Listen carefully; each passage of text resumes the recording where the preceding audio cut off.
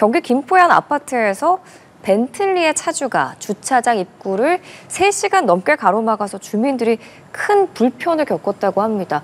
이 차주는 왜 이런 행동을 한 건가요? 황당합니다. 굉장히 고가의 차량입니다. 네. 아파트 주차장 입구에 저 고가의 차량이 떡하니 주차가 되어 있습니다. 그러네요. 한눈에 보더라도 이제 입주민 전용 출구였는데 여기를 막아두고 있는 겁니다. 이 상황을 좀 살펴보니까요. 해당 아파트의 이제 정문 출입구가 공사로 후문으로만 통행이 가능한 상황이었다고 합니다.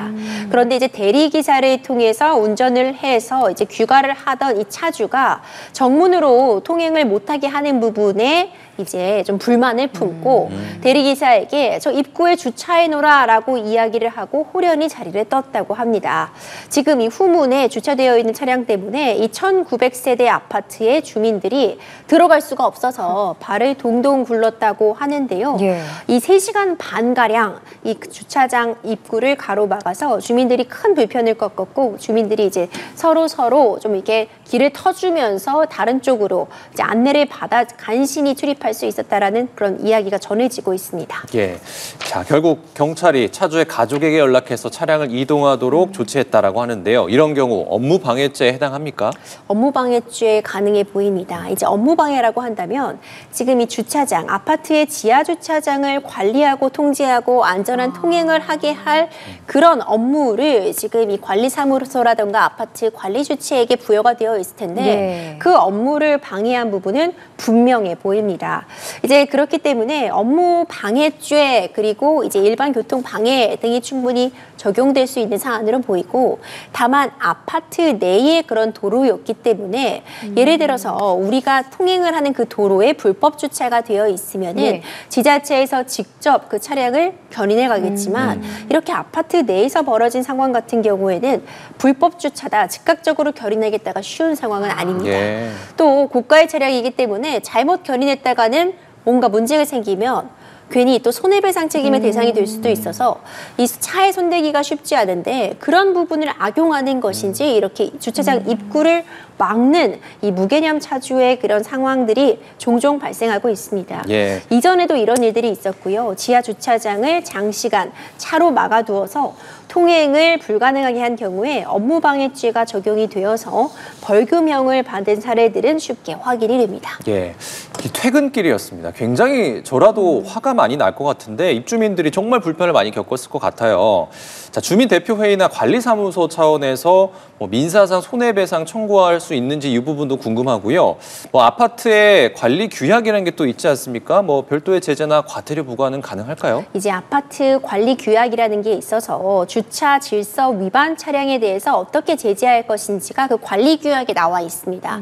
예를 들어서 뭐 2대까지는 차량 등록을 할 수 있는데 그 이상은 추가로 돈을 부과하게 한다거나 아니면 몇 대 이상까지는 아예 등록이 불가능하다는 등 이 주차 질서 관리를 위해서 규약을 마련해 두고 있을 것이고요. 만약 그 아파트 관리 규약에서 이렇게 통행에 방해가 되는 행동을 했을 때 입주자 대표 회의라던가 관리사무소 차원의 어떤 별도의 제재를 하겠다라는 부분이 담겨 있다면 당연히 이 아파트 관리 규약상의 그 조항을 근거로 해서 추가적인 제재도 가능하리라고 봅니다. 예. 이제 당연히 손해를 끼친 부분은 충분히 인정이 됩니다. 이제 업무 방해 혐의 같은 부분들이 적용될 수 있는 그런 측면들이 있어 보이는데 구체적으로 어떤 손해, 입주민들의 통행 불편이라든가 이를 또 해소하기 위해서 다른 인력들이 추가 추입이 되었고 그로 인해서 손해가 발생했다는 부분이 어느 정도 입증이 된다면 손해배상을 청구하는 것도 가능한 상황으로 보여집니다. 특히 이 차주의 경우에는 술에 취한 상태로 내 차를 건드리면 가만두지 않겠다 이런 협박성 발언도 한 걸로 알려졌는데 음주 상태에서 주차장 입구를 막으면서 불편을 주고 또 이렇게 협박성 발언을 한 게 민사뿐만 아니라 뭐 형사 책임에도 영향을 미칠 수 있을까요? 이 협박성 발언이 이제 협박죄 같은 부분이 해당할 수 있을지 좀 살펴보면 협박죄라는 것은 예. 상대방에게 해악의 고지를 해서 공포심을 느끼게 할 정도에 이르렀어야 합니다. 이제 이런 상황에서 만약 지금 이 출입에 대해서 통제를 하고 있는 경비원이라던가 아니면 출동한 경찰관에게 이제 고래고래 소리를 지르고 행패를 부리는 걸 넘어서 내가 지금 너를 어떻게 하겠다.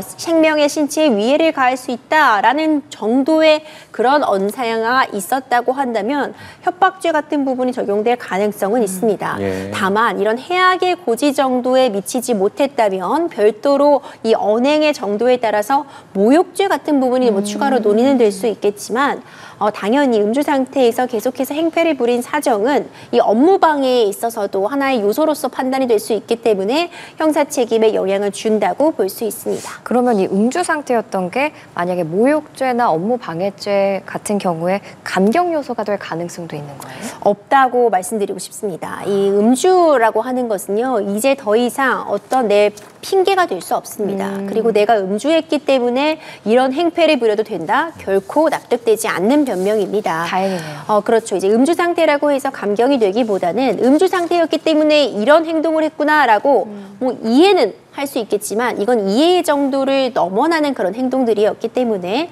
음주 상태였다는 점이 뭐 형량이라던가 어떤 처벌의 정도를 약하게 하는 데는 영향을 주기 어렵지 않을까 생각이 됩니다. 예, 주치 감경을 주장한다기보단 이런 행동을 안 해야겠죠.